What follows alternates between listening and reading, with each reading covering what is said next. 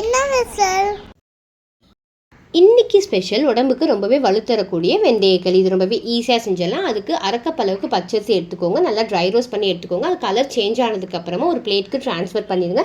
வெந்தயம் 1/4 கப் அளவுக்கு எடுத்துக்கோங்க, அதையும் ட்ரை ரோஸ்ட் பண்ணிட்டு கலர் சேஞ்ச் ஆனதுக்கப்புறம் மாற்றிக்கோங்க. அப்புறம் கருப்புளுந்து ஒரு 1/4 கப், அது கூட 4 ஏலக்காவும் போட்டு ட்ரை ரோஸ்ட் பண்ணுங்கள். இந்த 3 பொருட்களுமே நல்லா ஆனதுக்கப்புறமா மிக்சர் ஜாருக்கு ட்ரான்ஸ்ஃபர் பண்ணிவிட்டு பொடியாக அரைச்சி எடுத்துக்கோங்க. இதை நீங்கள் ஸ்டோர் பண்ணி வச்சுட்டு வேணுங்கும் போது நீங்கள் எடுத்து யூஸ் பண்ணிக்கலாம். இன்றைக்கி நான் 1 கப் எடுத்துருக்கேன். அது கூட கொஞ்சமாக சால்ட்டு, 2 கப் அளவுக்கு தண்ணி சேர்த்து கொஞ்சம் கூட கெட்டி இல்லாமல் அதை மிக்ஸ் பண்ணி விட்டுக்கோங்க. புது வியூவர்ஸாக இருக்கீங்க அப்படின்னா ப்ளீஸ் மறக்காமல் சப்ஸ்கிரைப் பண்ணுங்கள். தென் ஒரு பேன் அடுப்பில் வச்சுட்டு அதில் 2 கப் அளவு தண்ணி சேர்த்துட்டு இந்த நம்ம மிக்ஸ் பண்ணி வச்சுருக்கோம் பார்த்தீங்கன்னா, அதையும் ஆட் பண்ணிட்டு கைவிடாமல் கிளறி விடுங்க. இது உங்களுக்கு வந்து கொஞ்சம் நேரத்துலேயே ரெடி ஆகிடும். ஏற்கனவே நம்ம வந்து ட்ரை ரோஸ்ட் பண்ணியிருக்கிறதுனால.